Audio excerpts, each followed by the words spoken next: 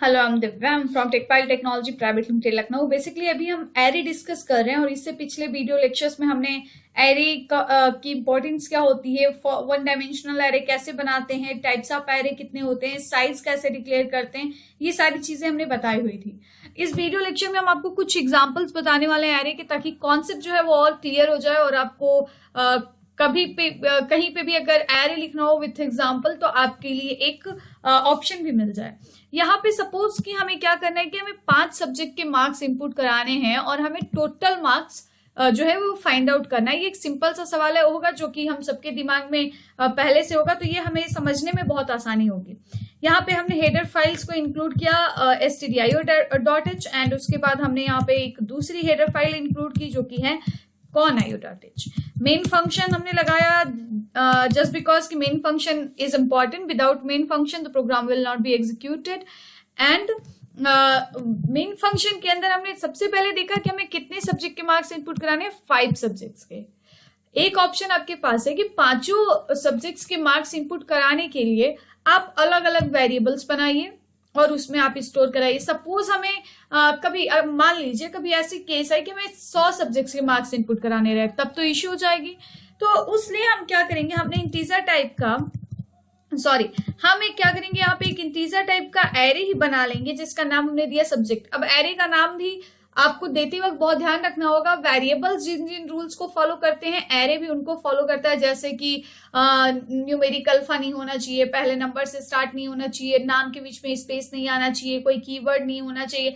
तो ये सारी चीजें आपको ध्यान रखनी है। हमने दिया सब्जेक्ट, इसकी साइज हमने दे दी कितनी, 5, क्योंकि 5 सब्जेक्ट्स के मार्क्स हमें इनपुट कराने हैं। अब कैसे हम इनपुट कराएंगे पांचों सब्जेक्ट्स के मार्क्स? 5 बार स्कैनफ लिखें या स्कैनफ के अंदर 5 बार %d लिखें? नहीं, हम ऐसा नहीं करेंगे। हम क्या करेंगे कि यहाँ पे हमने सबसे पहले एक मैसेज दे दिया, हमने लिखा enter your marks of all 5 subjects. कुछ भी मैसेज हम दे सकते हैं, हमने यहाँ पे ये मैसेज दे दिया। अब हम क्या करेंगे, लूप चलाएंगे और हम देख रहे हैं कि यहाँ पे जो हम सब्जेक्ट ऑफ 5 बनाए हैं इसकी इंडेक्सिंग कुछ ऐसे होगी, subject of 0, subject of 1, subject of 2, subject of 3, subject of 4।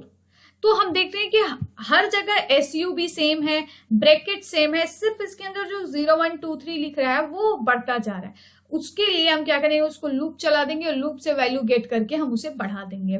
तो यहाँ पे हमने क्या किया, एक वेरिएबल बना लिया। लूप चलाने के लिए भी वेरिएबल लिखना पड़ेगा और वेरिएबल लिखने से पहले we have to declare the variable. Without declaration हम किसी भी एक सिंगल वेरिएबल को यूज नहीं कर सकते। हम आई को शुरू करेंगे 0 से। क्यों शुरू करेंगे 0 से? क्योंकि एरे की इंडेक्सिंग शुरू होती है 0 से। सबसे पहले हमें सब्जेक्ट ऑफ 0 पे एक सब्जेक्ट को ले जाके स्टोर करना है, तो हमने ये लिखा। उसके बाद हमने इसको चलाया इक्वल्स टू 4 तक और हर बार 1 से बढ़ाया। इसके बीच में आपको क्या करना है, अच्छा देखिए हमने आपको पहले बताया हुआ है कि क्या होता है कि अगर इफ के अंदर, इफ जब हमने बताया था, डिस्कस किया तो हमने बताया था कि अगर आपने कोई इफ कंडीशन लगाई और उसके अंदर उस कंडीशन के आधार पे सिर्फ एक ही स्टेटमेंट को एग्जीक्यूट होना है तो कर्ली ब्रेसेस लगाइए ना लगाइए कोई फर्क नहीं पड़ता। वैसे ही मान लीजिए फॉर लूप के अंदर हमें लिखना है स्कैनफ, और स्कैनफ में क्या करना है, एक बार %d, m% of SUB array का नाम है और इंडेक्सिंग कहां से आएगी, i की वैल्यू से। तो ये बढ़ती रहेगी। पहली बार लूप चलेगा तो SUB ऑफ 0, दूसरी बार लूप चलेगा तो SUB ऑफ 1, तीसरी बार लूप चलेगा SUB ऑफ 2, ऐसे करके SUB ऑफ 4 तक एक एक वैल्यू इनपुट हो जाएगी। अच्छा, तो मैं ये बता रही थी कि अगर फॉर लूप के अंदर भी एक लाइन सिर्फ अगर आपको लिखनी है किसी के भी अंदर, तो उस टाइम पे आपको यहाँ पे कर्ली ब्रेसेस लगाओ ना लगाओ उससे कोई बहुत फर्क नहीं पड़ेगा, बिल्कुल फर्क नहीं पड़ेगा। तो इस तरीके से अगर हम ये प्रोग्राम लिखें और हम इसको रन कराएं तो अभी आप सपोज कीजिए क्या होगा, अभी सिर्फ इतना होगा, सॉरी यहाँ पे हमें इंट में लिखना होगा, ये सपोर्ट नहीं करता।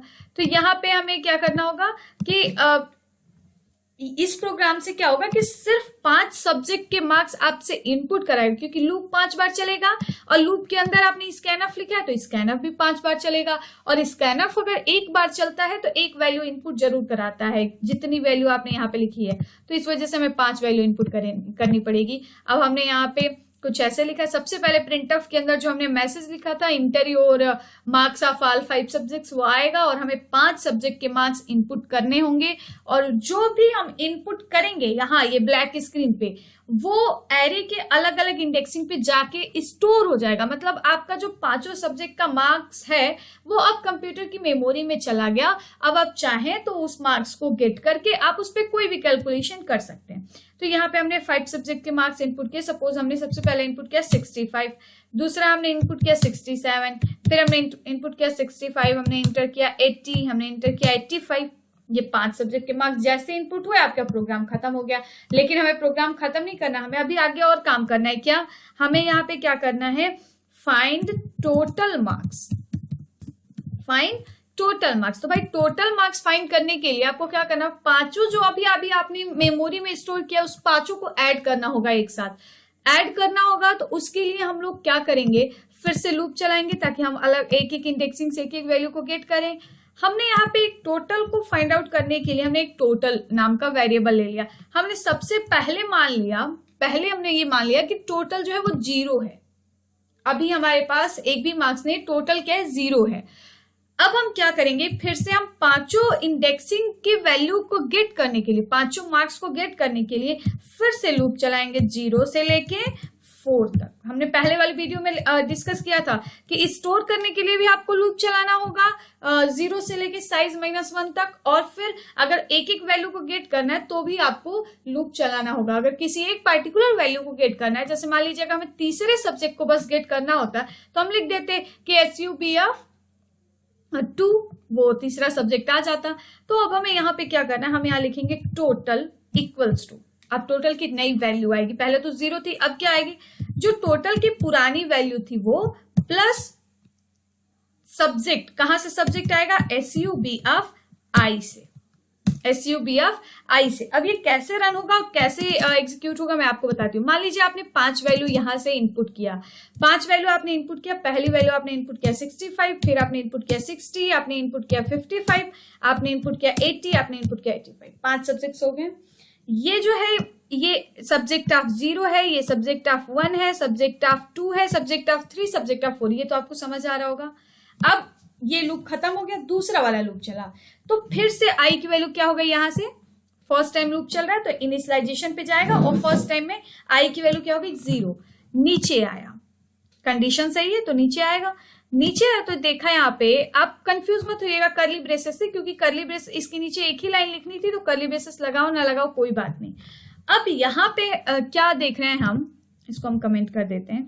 तो यहाँ पे सबसे पहली बार जब लूप चलेगा तो क्या हो जाएगा, देखिए यहाँ टोटल की वैल्यू स्टार्टिंग में क्या हमने डाली है 0, तो यहाँ लिखेंगे 0 प्लस सब्जेक्ट ऑफ i, अभी i की वैल्यू क्या है 0, तो सब्जेक्ट ऑफ 0 पे क्या है 65, तो यहाँ हो जाएगा 0 प्लस 65। अब टोटल की वैल्यू क्या हो जाएगी 65 हो जाएगी।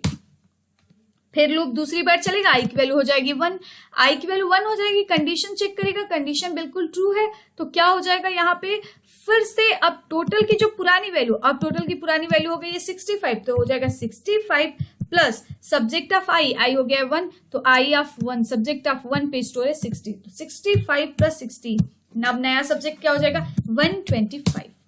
दूसरी बार फिर से लूप चलेगा, i की वैल्यू हो गई 2 हो गई, तो फिर से इधर वाला सबसे पहले एग्जीक्यूट होगा, तो टोटल की पुरानी वैल्यू अब क्या है 125 प्लस सब्जेक्ट ऑफ 2 हो गया 55, और ये टोटल मिलके आपका हो गया 180 मार्क्स।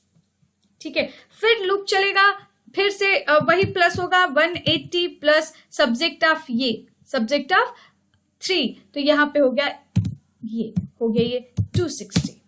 फिर से लूप चला 260 प्लस सब्जेक्ट ऑफ i की वैल्यू हो जाएगी 4, तो i ऑफ 4 पे स्टोर है 85, तो यहाँ पे हो गया 80। इस तरीके से आपका ये जो लूप होगा ये चलेगा और यहाँ पे हमें आंसर मिल जाएगा 345। अब हमें क्या करना है, टोटल में लास्ट लूप खत्म हो जाएगा फिर, और खत्म होते होते हमें प्रिंट कराना है। तो अब हमने यहाँ पे एक मैसेज दे दिया, प्रिंट टोटल मार्क्स।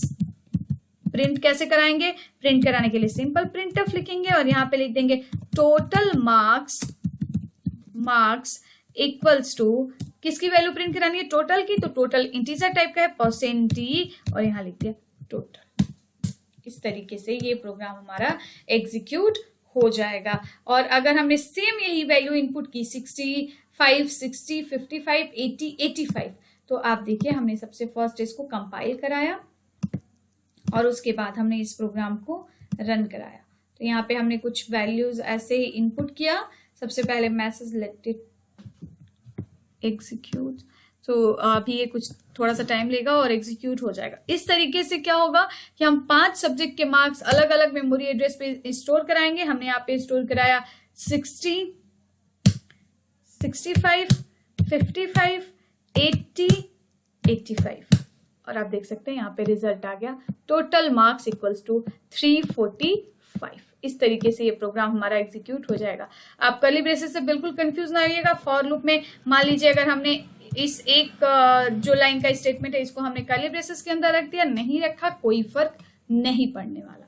इस तरीके से ये जो प्रोग्राम है आपका सिंपली ये एग्जीक्यूट हो जाएगा। आई होप आपको ये समझ आया हो। किसी भी तरीके की कंफ्यूजन हो आप कमेंट सेक्शन में लिखिए, हम 100% उसका सॉल्यूशन बताने की कोशिश करेंगे। अगर आपको वीडियोस पसंद आते हो तो प्लीज चैनल को लाइक एंड सब्सक्राइब करें। Thank you so much.